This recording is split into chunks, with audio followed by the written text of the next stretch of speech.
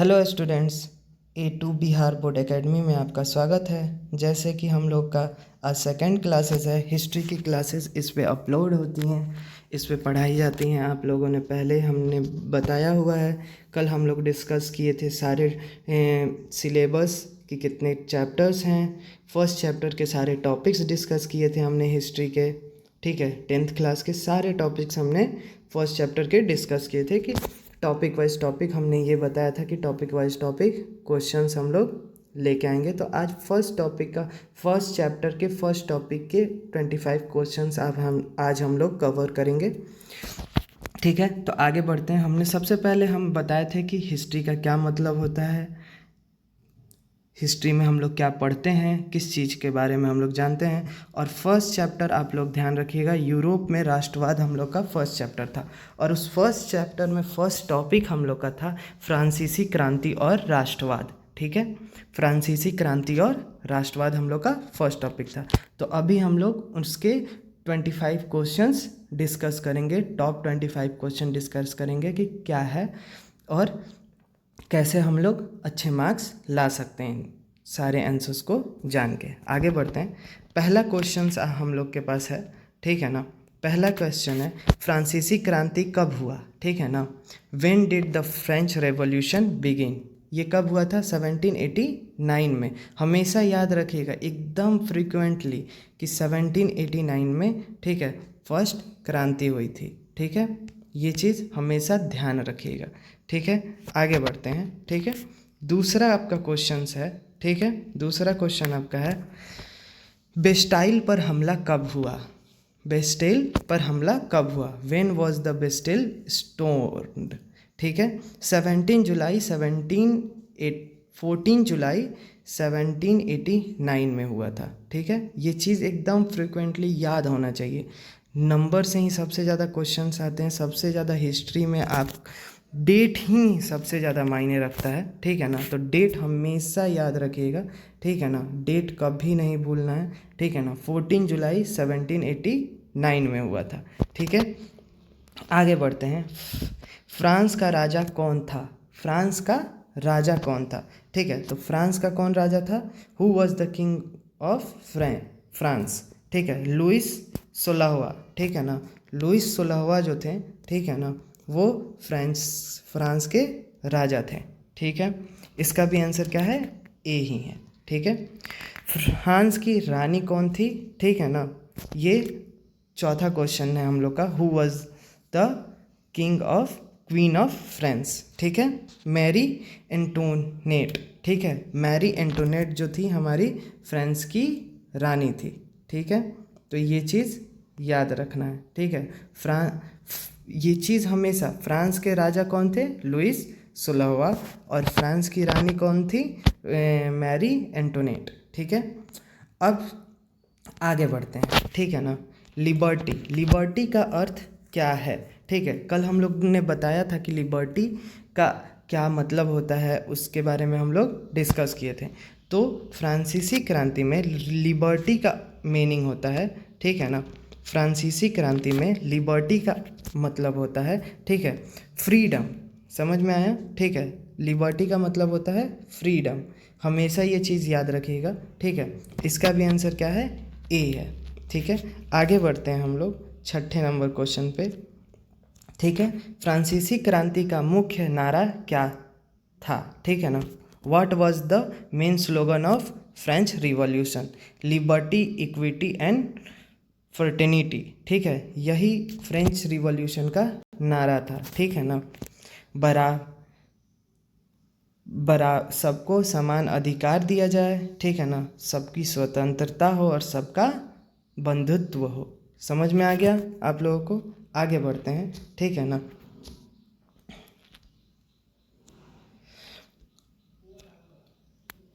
सातवां क्वेश्चन हम लोग देख लेते हैं।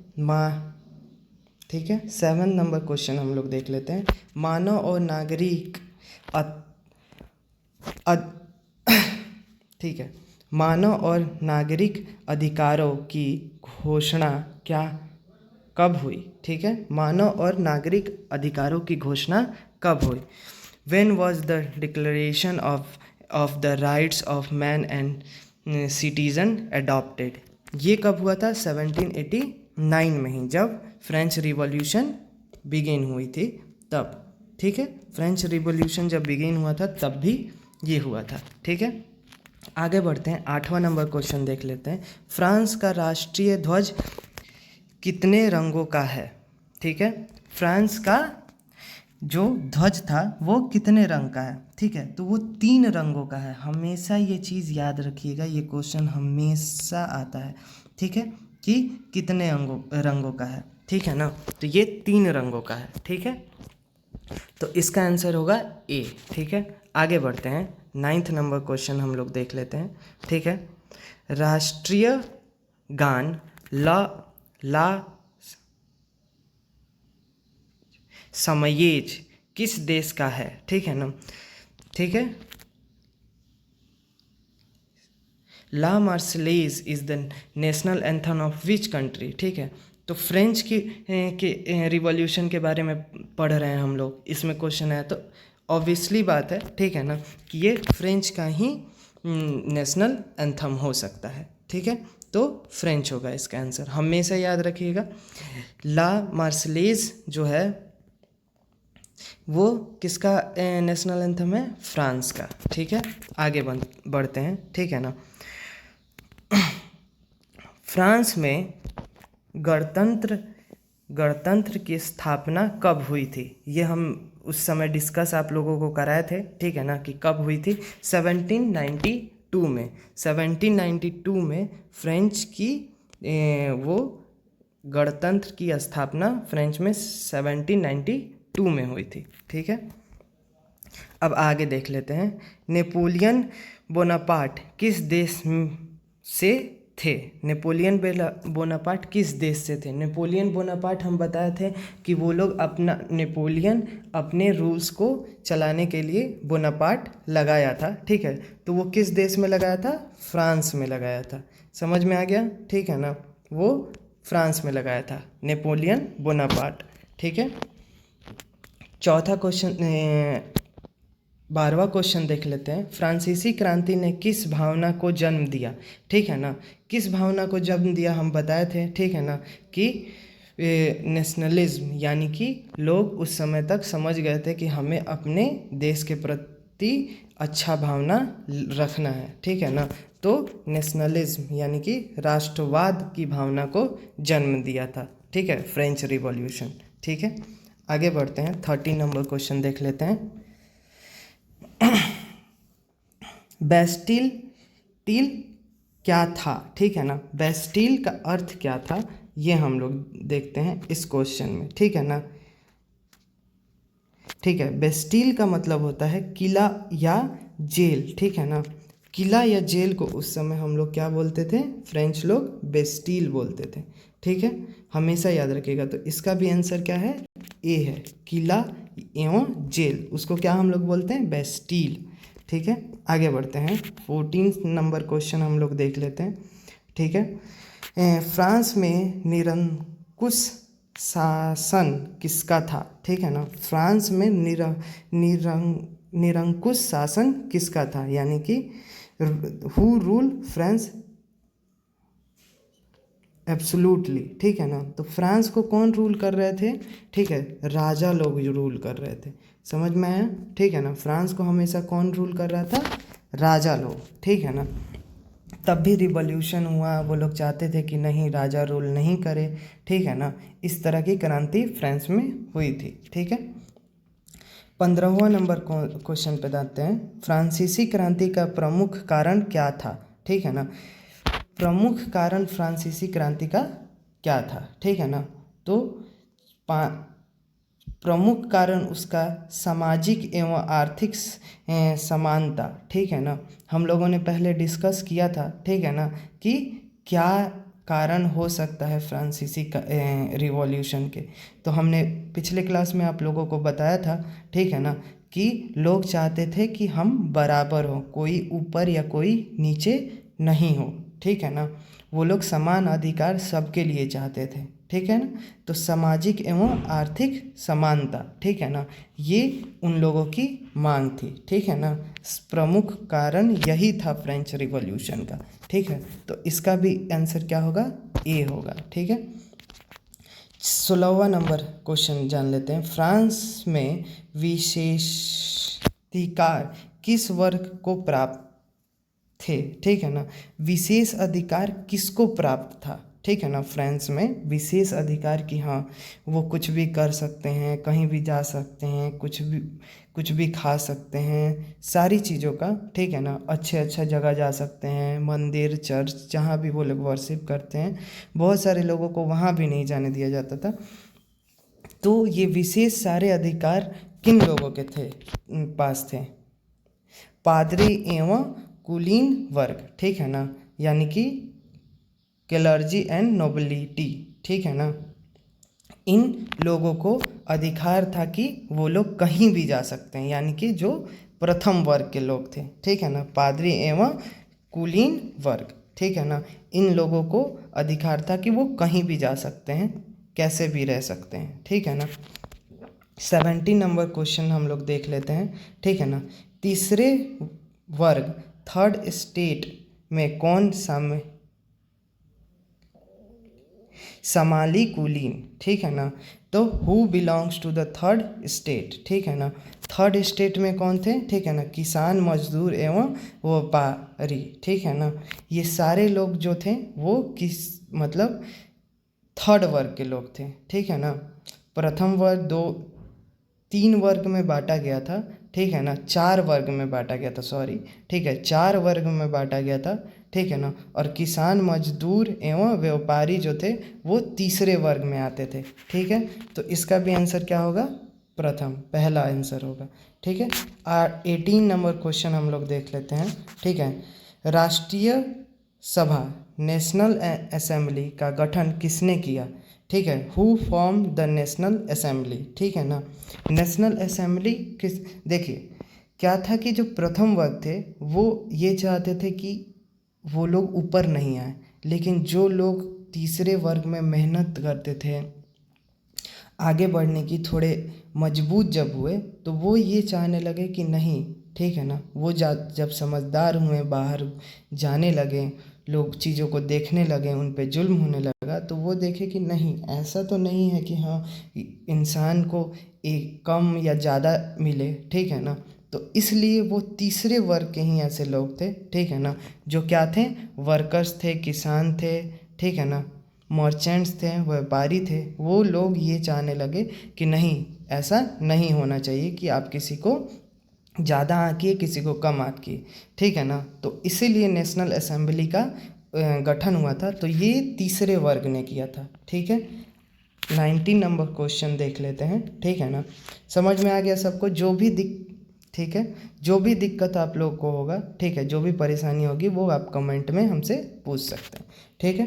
फ्रांसीसी क्रांति का प्रभाव किस पर पड़ा, ठीक है ना।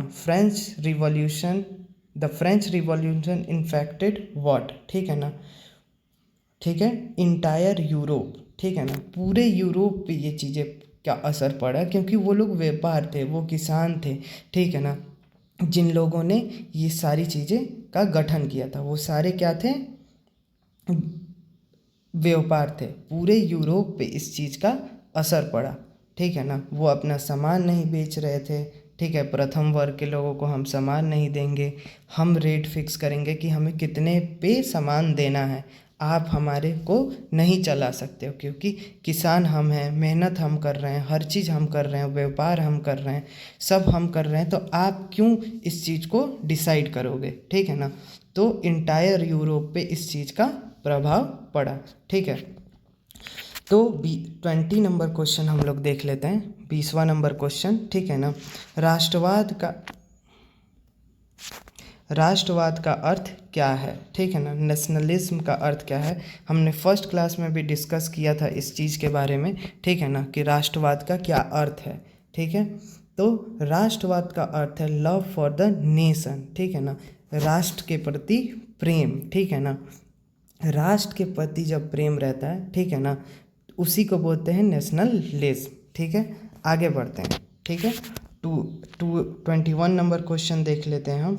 इक्विटी का अर्थ क्या है? मीनिंग ऑफ द इक्विटी, ठीक है ना। Meaning of the equity, equity का मतलब हमने कल भी डिस्कस किया था, समानता, यानी कि सबको समान और तरह से देखा जाए, ताकि आप कम हैं या ज़्यादा हैं इससे आपको फ़र्क नहीं पड़ता। आपके पास पैसे कम हैं, आप प्रथम वर्ग के हैं, दूसरे वर्ग के, ऐसा नहीं होना चाहिए। सबको समान अधिकार मिलना चाहिए हर जगह जाने के लिए, हर चीज़ करने के लिए, ठीक है ना।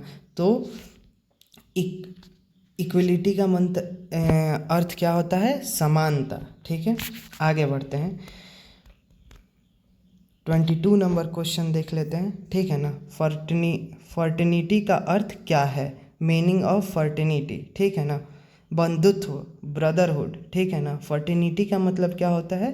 ब्रदरहुड, यानी कि सबको भाई की नज़र से देखा जाए, ठीक है ना, कि ये हमारे भाई हैं। भले ये गरीब हैं या अमीर हैं, इससे फ़र्क नहीं पड़ता।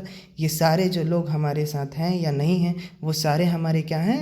भाई हैं, यानी कि बंधुत्व हैं, ठीक है। समझ में आ गया? आगे बढ़ते हैं, ठीक है। 23 नंबर क्वेश्चन देख लेते हैं। फ्रांसीसी क्रांति में पहले पहले फ्रांस के कैसी शासन व्यवस्था थी, ठीक है ना।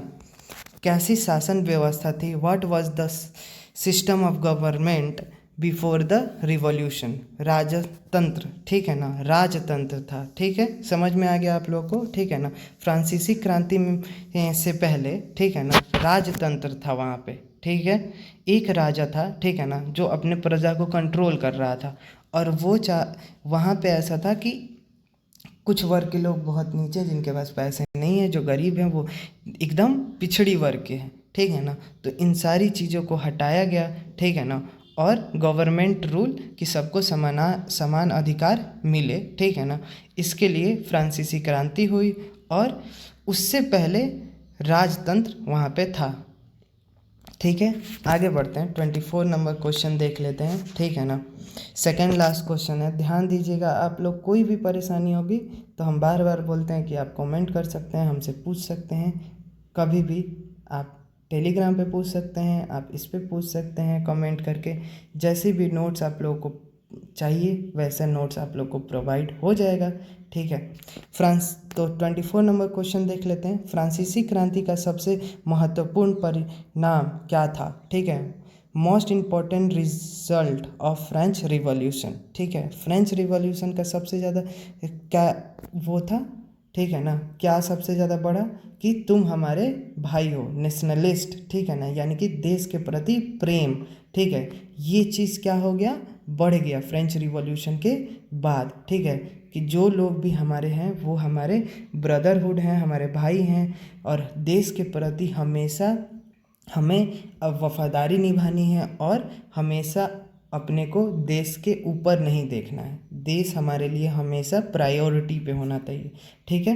तो राष्ट्रवाद का विकास, ठीक है ना, ये मेन मोटिव था, ठीक है ना, फ्रेंच रिवॉल्यूशन का, ठीक है। 25 नंबर क्वेश्चन देख लेते हैं, ये लास्ट क्वेश्चन है। बिहार बोर्ड परीक्षा में इस टॉपिक से सबसे महत्वपूर्ण शब्द कौन सा है, ठीक है। Most important term for the exam, ठीक है ना। राष्ट्रवाद, ठीक है ना। नेशनलिज्म, ठीक है ना। नेशनलिज्म, ये क्वेश्चन आप लोग, ये क्वेश्चन ध्यान दीजिएगा। ये क्वेश्चन इम्पोर्टेंट है एकदम, ठीक है ना। ये क्वेश्चन एकदम आप लोग को इम्पोर्टेंट है। ये क्वेश्चन आप लोग को आएगा ही आएगा, ठीक है ना। बिहार बोर्ड परीक्षा में इस टॉपिक से सबसे महत्वपूर्ण शब्द कौन सा है? राष्ट्रवाद, ठीक है ना। नेशनलिज्म, ठीक है ना। कोई हार्ड नहीं है, थोड़ा सा ध्यान दीजिएगा तो हो जाएगा, ठीक है ना। नेशनलिज्म, ठीक है ना। नेशनलिज्म जो है, ठीक है ना, राष्ट्रवाद, ये महत्वपूर्ण है। समझ में आ गया आप लोगों को, ठीक है ना। Thank you all of you, ठीक है। जो लोग भी हमारी वीडियो के थ्रू हमें मिल रहे हैं, थैंक यू सो मच, ठीक है ना। आशा करते हैं आपको हमारा पढ़ाया हुआ क्वेश्चंस एग्ज़ाम में आपको हेल्प करे, आगे बढ़ने में आपको हेल्प करे। किसी तरह की कोई भी परेशानी हो, ठीक है, तो आप लोग हमें डिस्कस कर सकते हैं, टेलीग्राम पे हमें मैसेज कर सकते हैं, और हमसे अगर नोट्स आप चाहते हैं प्रोवाइड करने के लिए तो आप हमें कमेंट करें। किसी तरह का भी आप लोगों को हेल्प चाहिए ये हिस्ट्री में तो आप हमें कांटेक्ट कर सकते हैं। हम 24 आवर आपके लिए अवेलेबल रहेंगे। जो चीज़ें आप लोग को प्रोवाइड करनी होंगी हम वो प्रोवाइड करेंगे।